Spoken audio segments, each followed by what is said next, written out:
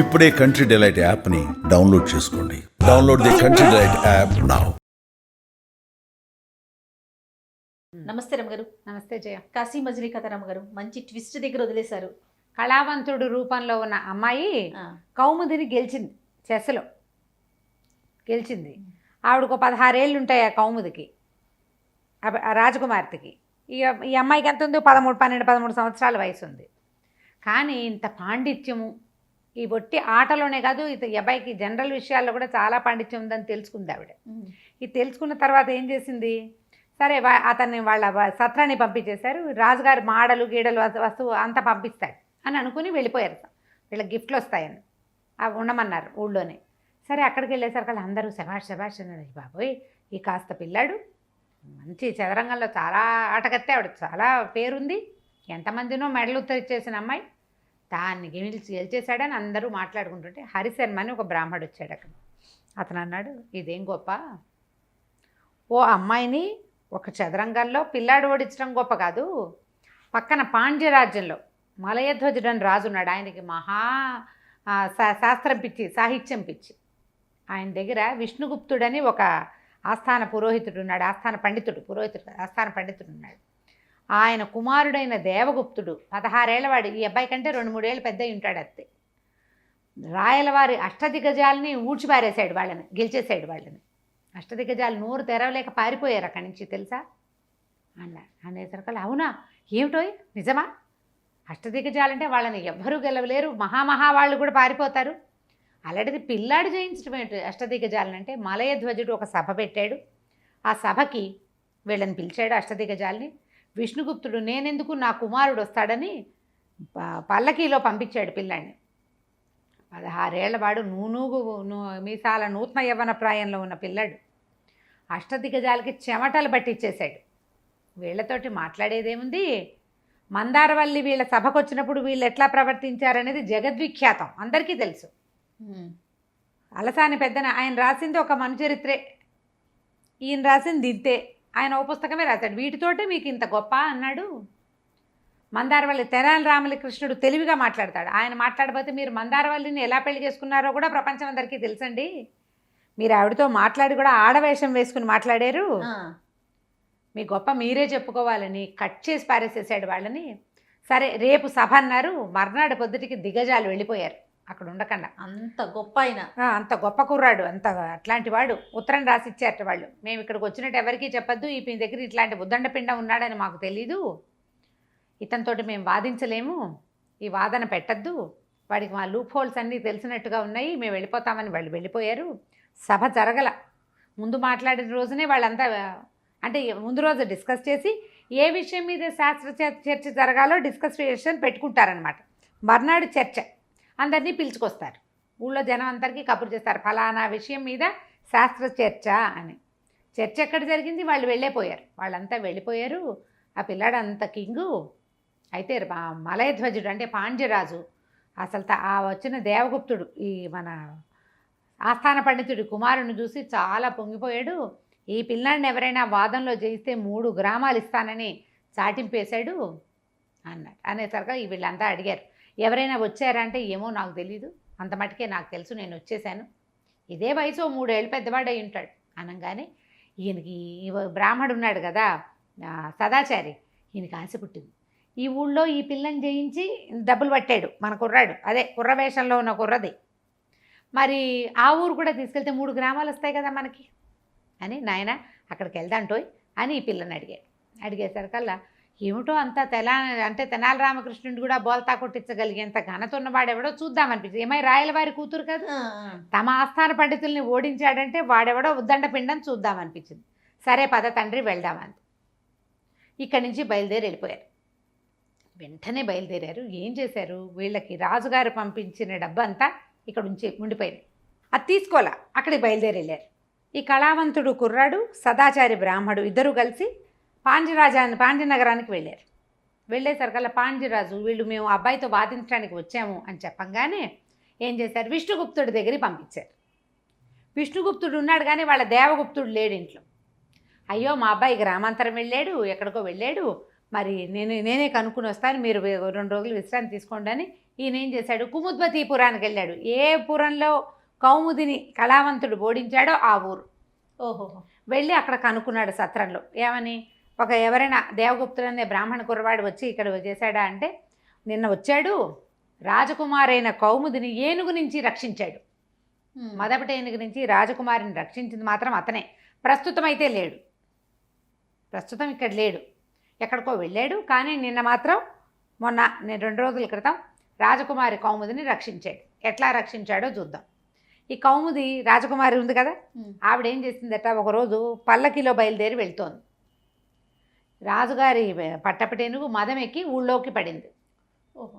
ఊళ్ళో జనాలంతా కకావికలుగా పారిపోతున్నారు. ఈ బోయీలు కూడా పరిగెత్తారు, కానీ కాసేపు అయ్యేసరికల్లా భయంతో ఆగలేక పల్లకి పుచ్చు పరిగెడతారు. ఎంతసేపు పల్లకి మోస్తూ పరిగెడతారు? భయంతో ఉన్నవాళ్ళు పల్లకి వదిలేసి ప్రాణాలు అరచేతిలో పెట్టుకుని పారిపోయారు. పల్లకి పడిపోయింది. ఈ యువరాణి అందులోంచి దిగే లోపల ఏనుగు వచ్చి పల్లకిని తిరగేసేసింది. కింద పడిపోయింది యువరాణి. పడిపోయిన యువరాణి వెంటనే లేచి ఏనుగు తన వైపు వస్తుంటే ఆమె పరిగెత్తింది. ఊళ్ళో జనాలంతా హాహాకారాలు చేస్తున్నారు. అయ్యో అయ్యో అయిపోయింది యువరాణి, ఇంకేముంది అంటున్నారు. ఆ సమయంలో ఆ పక్కకి వచ్చాడు ఒక 16-17 సంవత్సరాల ఒక నవ యువకుడు, బ్రాహ్మణ యువకుడు. అతను ఏం చేశాడంటే, ఒక చేత్తో కౌముదిని పట్టుకుని రెండో చేత్తో ఏనుగు నాపాడు. అబ్బా. ఏనుగు నాపాడు, ఆ అమ్మాయిని పట్టుకున్నాడు. నువ్వు ఏనుగును ఎక్కు, నేను మీ ఇంటి దగ్గర దింపుతానన్నాడు. కానీ ఆమె భయపడింది, నా వల్ల కాదు, ఏనుగు నెక్కలేను నేను అందుట. ఆమెను అట్లాగే పొదుగు పట్టుకుని ఒక చేత్తోటి ఏనుగు తొండాన్ని, అదే దంతాన్ని పట్టుకుని ఇద్దరిని నడిపించుకుంటూ రాజాస్థానానికి తీసుకెళ్ళాడు. రాజుగారి కోట దగ్గరికి తీసుకొచ్చాడు అతను. ఈ లోపల మావటి వాళ్ళంతా వచ్చి ఏనుగును కట్టేశారు. ఈ కుర్రాడు ఆయన కౌగిల్లోనే ఉంది అమ్మాయి. ప్రాణభయంతో ఉంది కదా, ఈ మగవాడు ఎవడో తనని కవలించుకున్నాడనే ధోరణి ఆవిడికి లేదు. మొత్తానికి తీసుకొచ్చి అప్పచెప్పాడు. రాజు ఆశ్చర్యపోయాడు. బ్రాహ్మణ యువకుడు, నీకు ఎంత ధైర్యం, ఏనుగుని ఎట్లా ఆపగలిగావు నువ్వు, నీ శక్తియుక్తులు, ఆహాహా ఓహో అన్నారు. ఆహా ఓహో అన్నాక వాళ్ళకి ఏమనిపించింది, ఇంత ధైర్యస్తుడు బ్రాహ్మణుడు, పైగా పిల్లల్ని ప్రాణాపాయం నుంచి రక్షించినవాడు, ఈ అబ్బాయికే ఇచ్చి పెళ్లి చేద్దామనుకున్నాడు రాజుగారు. ఈ వ్యవహారం అయిపోయాక వాళ్ళు చాలా అతన్ని బాగా అట్టుపెట్టుకున్నారు. ఒక మంచి బస అది ఇచ్చారు. తర్వాత ఆయన ఎక్కడికో గ్రామాంతరం వెళ్ళాడండి, ఇక్కడ లేడన్నారు. తీరా ఈయన అక్కడికి ఇంటికి వెళ్ళేసరికి అలా విష్ణుగుప్తుడు, దేవగుప్తుడు అక్కడికి వచ్చాడు. ఓహో. అతను వెనక్కి వచ్చాడు. వెనక్కి వచ్చేసరికల్లా వీళ్ళిద్దరికీ వాదన పెడితే దేవగుప్తుడు గెలిచాడు, కళావంతుడు ఓడిపోయాడు. అంతా చెప్పుకున్నారు. ఈయన వెళ్ళేసరికి ఇతను అక్కడికి వెళ్ళటము, వాళ్ళిద్దరి మధ్య వాదన జరగటము, తన కుమారుడే గెలిచాడని విష్ణుగుప్తుడు తెలుసుకున్నాడు. కానీ వాళ్ళిద్దరు ఎట్లా ఉన్నారంటే లవకుశులల్లే ఉన్నారు. దగ్గర ఒక 16-17 ఏళ్ల అబ్బాయి, 13-14 ఏళ్ల అబ్బాయి వేషంలో ఉన్న అమ్మాయి. ఇంతలో ఏమైంది, ఈ సదాచారికి తను అక్కడ మాడలు రాజుగారు ఇచ్చిన డబ్బులన్నీ అక్కడికి వచ్చినాయని, సత్రంలో తాము లేకపోవడంతో మళ్ళీ వెనక్కి వెళ్ళిపోయినాయని, అవి కావాలని తను కబురు చేస్తే వాళ్ళేమో రాజకుమార్తె చెలికత్తెలు, నువ్వు కళావంతుణ్ణి తీసుకురా అప్పుడు తీసుకుందుగాని అంటున్నారు. కాబట్టి కళావంతుణ్ణి అడిగాడు, నా డబ్బంతా పోయేలాగా ఉంది, నిన్ను ఇక్కడ చూపించి కదా నేను డబ్బులు సంపాదించుకుందాం అనుకున్నాను, ఇక్కడ గ్రామాలు ఎలాగూ రాలేదు, ఆ డబ్బులు తీసుకునే ఏర్పాటైనా చెయ్యి, నా డబ్బులు నాకు ఇప్పించు అని బలవంత పెట్టారు. పెట్టేసరికల్లా సరే, ఈ లోపల వాళ్ళిద్దరు మాట్లాడుకుంటున్నారు. ఈ దేవగుప్తుడు కళావంతుడు పక్కపక్కన కూర్చుని, నన్ను శిష్యుడిగా స్వీకరించు, నువ్వు ఏం చెప్పినా సరే నేను నేర్చుకుంటానని చెప్తున్నాడు కళావంతుడు. ఇద్దరు పక్కపక్కన కూర్చున్నారు. ఈ లోపల ఇతను వచ్చి ఈ మాట చెప్పాడు. పక్కకి తీసుకెళ్ళి, అక్కడ వచ్చిన డబ్బులంతా పోయేలాగా ఉన్నాయి, ఆ డబ్బు కావాలి నాకు, వాళ్ళేమో నిన్ను తీసుకురమ్మంటున్నారు, ఆ రాజకుమార్తె నిన్ను అంతఃపురానికి తీసుకురమ్మంటుందిట. సరే వెళ్దాం, అక్కడికి వెళ్ళి నీ డబ్బు నీకు ఇప్పిస్తానన్నాడు. వీళ్ళిద్దరూ మళ్ళీ మాట్లాడుకోవడానికి కూర్చున్నారు. ఈ లోపల అక్కడ ఏమైంది, ఆ కౌముది వివాహ ప్రస్తావన వచ్చింది. రాజుగారు నిన్ను రక్షించిన అబ్బాయికి నిన్ను ఇచ్చి పెళ్లి చేస్తానంటున్నాడు మీ నాన్నగారు అని చెలికత్తలు చెప్తే, నాకు వద్దే, నాకు కళావంతుడు కావాలంటుంది. కళావంతుడు నీకంటే 3-4 ఏళ్ళు చిన్నవాడు, చిన్నపిల్లాడు, అతన్ని పెళ్లి చేసుకోవడం అంటే ఏమిటి, సీత రాముడి కంటే పెద్దదంటారు, సీత రాముడి కంటే పెద్దదంటారు, వాళ్ళ వివాహం ఆదర్శ వివాహం కాదా, నేను కూడా అలాగే చేసుకుంటాను, అతని విద్వత్తు, వాడి సౌందర్యం నాకు ఎంతో నచ్చింది, నాకు ఆ కళావంతుడే కావాలి, ఎలాగైనా కళావంతుడిని రప్పించండి. ఆడు ఎక్కడున్నాడో రప్పిస్తే మా నాన్నని నేను ఒప్పించుకుంటా. రాజుకి ఎట్లా ఉంది, చాలా సమర్థుడు, తెలివిగలవాడుగా ఉన్నాడు, సాహసోపేతుడైన వాడు. వాడికి ఇచ్చి పెళ్లి చేస్తే శుభ్రంగా రాజ్యం ఇచ్చేయచ్చు. యువరాణి వాడు ఒకే వయసు వాళ్ళు, 16-17 సంవత్సరాలు వాళ్ళు. ఈవిడికేమో చిన్నపిల్లాడి మీద ఉంది మనసు. ఎందుకంటే వాడికి చదరంగం బ్రహ్మాండంగా ఆడాడు, నెంబర్ 1. నెంబర్ 2 వాడికి శాస్త్రం కూడా తెలుసు, మహాసౌందర్యవంతుడు, అన్నీ ఉన్నాయి. కాబట్టి నాకు ఆ అబ్బాయే కావాలని ఈ చెలికత్తలు ఏం చేశారు, ఆ సదాచారి కబురు చేశారు. నీకు రాజుగారు ఇచ్చిన మాడలు అన్ని డబ్బులు కావాలంటే నీ కుమారుణ్ణి తీసుకొచ్చి మాకు అప్పచెప్ప, మాకు చూపించు, అప్పుడు తీసుకుందు కానీ డబ్బులు అని. సరే వీళ్ళిద్దరు ఈ చెలికత్తెలతో అందరూ మాట్లాడుకున్నాక అమ్మాయి ఏమంది, అమ్మ అతను ఎక్కడున్నాడో తెలిసింది మనకి, ఎందుకంటే సదాచారి కబురు చేసాం, అతనేమో పాండ్యరాజ్యంలో ఉన్నాడు.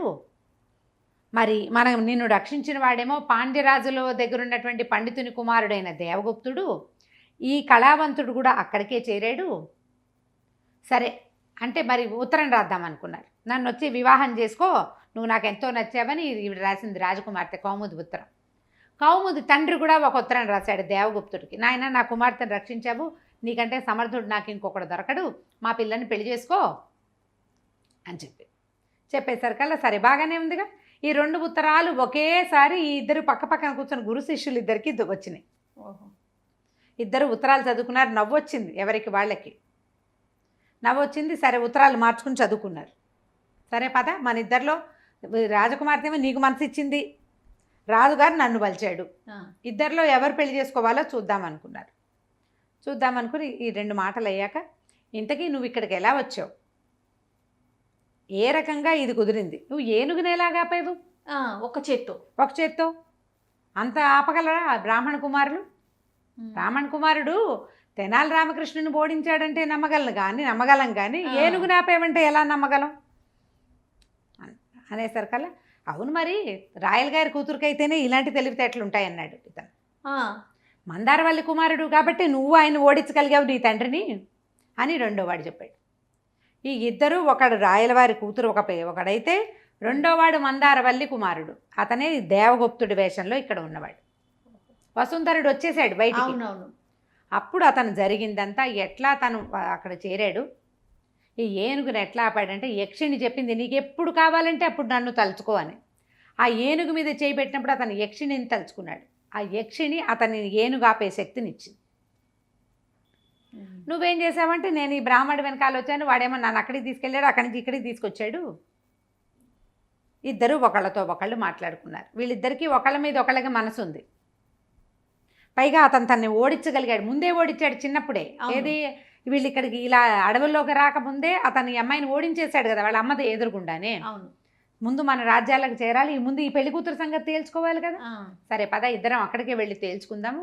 ఒకళ్ళతో ఒకళ్ళు మాట్లాడుకున్నారు, నేను నిన్ను పెళ్లి చేసుకుంటానని ఒకళ్ళకొకళ్ళు చెప్పేసుకున్నారు. ఇప్పుడు ఈ కళావతి అడిగింది, సరే నువ్వు యక్షిని నిన్ను ఇంటికి దారి చూపించింది, నువ్వు ఇంటి దారి పెట్టావు, ఇక్కడికి ఎట్లా వచ్చావు, నువ్వు దేవగుప్తుడిగా ఎలా మారావో చెప్పు అని. ఏం మారాను, దారి కనపడింది, దారిని వెంబడి వస్తుంటే ఈ ఊరు తగిలింది. అయితే నేనేం చేశాను, ఒక సత్రం విష్ణుగుప్తుడి ఇంటికి ఆనుకునున్న సత్రంలో దిగితే విష్ణుగుప్తుడికి ఇంట్లో నుంచి ఈ సత్రంలో ఉన్న బ్రాహ్మణులకి భోజనానికి పిలుపు వస్తుంది. రోజు చాలామంది అప్పట్లో ఏం చేసేవాళ్ళంటే, బ్రాహ్మణులు ఆ ఊళ్ళోకి వచ్చిన బ్రాహ్మణుల్ని పంక్తి భోజనానికి పిలిచేవాళ్ళు, నలుగురితో కలిసి తినాలని. పిలిస్తే భోజనానికి నేను వెళ్ళేసరికి యజమాని రాల. నౌకరు అన్నాడు, అయ్యా తమరు సాపాటు కానిచ్చేసేయండి, భోజనం కానిచ్చేసేయండి అంటే, యజమానికి ఏమైందంటే, ఆయన చాలా దిగులుగా ఉన్నారండి, అష్టదిగ్గజాలు వచ్చారు మా రాజుగారి రాజ్యానికి, రాజుకేమో శాస్త్ర చర్చలు సాహిత్య చర్చలు చాలా ఇష్టం, ఈయన వాదించాలి వాళ్ళతోటి, ఈయన వల్ల కాదు, ఈయన భయపడుతున్నాడు, ఇన్నేళ్ళు రాజపోషణలో ఉన్నాడు, రాజు కూడా నువ్వు గనక వాళ్ళ దగ్గర ఓడిపోయావా నీకు కట్ చేస్తాను తోకన్నాడు. దాంతో ఆయన దిగులుగా ఉండి, అన్నం సాయించట్లేదండి మా అయ్యగారికి అనేసరికి నన్ను ఆయన దగ్గరికి తీసుకెళ్ళమన్నాడు వసుంధరుడు.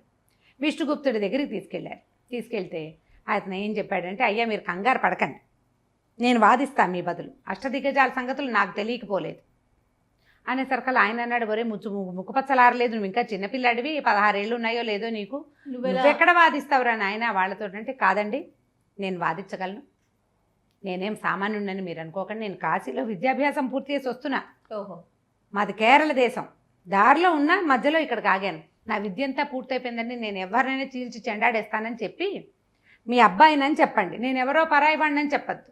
విష్ణుగుప్తుని కుమారుడు దేవగుప్తుడు అని పెట్టుకోండి నా పేరు కావాలంటే అని చెప్పాను. చెప్పేసరికి ఆయన ఏం చేశాడు, నేను అక్కర్లేదు, నా కుమారుడైనా వీళ్ళకి చాలు అని ఉత్తరం రాసి రాజుగారి పంపించి తన పల్లకిలో ఈతన్ని కూర్చోబెట్టి పంపించాడు.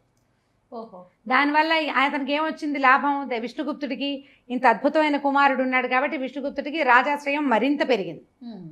నీకే కదా పేరు, అంతేగా. నేను వెళ్ళిపోతే నేను ఈ రాజ్యం వదిలిపెట్టి ఇంకో చోట సెటిల్ అయ్యానని చెప్పుకోవచ్చు మీరు. కావాలంటే నన్ను కుమారుడిగా చెప్పు, తర్వాత కాలంలో చెప్దాం, ముందు ఈ అష్టదిగ్గజాల బాధ తీరిపోతే సరిపోతుంది కదా అంటే ఆయన సరేనన్నాడు. నన్ను పల్లకి ఎక్కించి పంపించాడు. అందుకని ఇక్కడ దేవగుప్తుడు అయ్యాను నేను అని చెప్పాడు. అయితే ఇక్కడి నుంచి నేను ఆ రాజ్యానికి వెళ్ళా, ఊరికే వ్యాహ్యాలకి బయలుదేరి అక్కడికి వెళ్ళాను. ఇల్లు చేరాలి, ఇంకా కొన్నాళ్ళు ఇక్కడ ఉండకపోతే ఈయనకు వచ్చిన పేరు పోతుంది కదా. విష్ణుగుప్తుడు ఆశ్రయం ఇచ్చాడు, భోజనం పెట్టాడు, ఆయనకు పని చేయాలి కదా. అంచేత నేను ఆ వ్యాఖ్యాలకి వెళ్తే ఆ ఊరు వెళ్ళా, అక్కడే ఆ ఏనుగు కనపడింది. పాండ్య నగరము కుముద్వతి నగరము దగ్గరలోనే ఉన్నాయి, ఎక్కువ దూరం లేదు. అందుకే వాళ్ళిద్దరూ తండ్రి కొడుకు వేషంలో వచ్చేసారు అక్కడికి. సదాచార్యును కళావంతుడు అందుకే వచ్చారు, ఈజీగా వచ్చారు. సో అందుకని ఇక్కడికి వచ్చిన అష్టదిగ్గజాల సంగతి చూశాను నేను. వాళ్ళు కూడా మన ప్రతిభా విశేషాలు తెలుసుకుంటారు, రేపు ఇంటికి వెళ్ళాక బాగుంటుంది కదా గొప్పగా.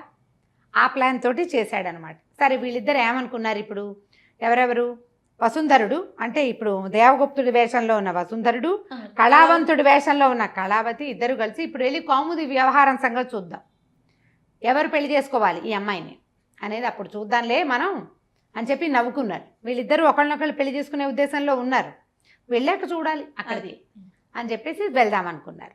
తర్వాత వీళ్ళు వెళ్ళి కౌముదిని ఎవరు పెళ్లి చేసుకున్నారు, ఎట్లా ఈ విషయం అక్కడ తెలియజేశారో మనం వచ్చే భాగంలో చూద్దాం.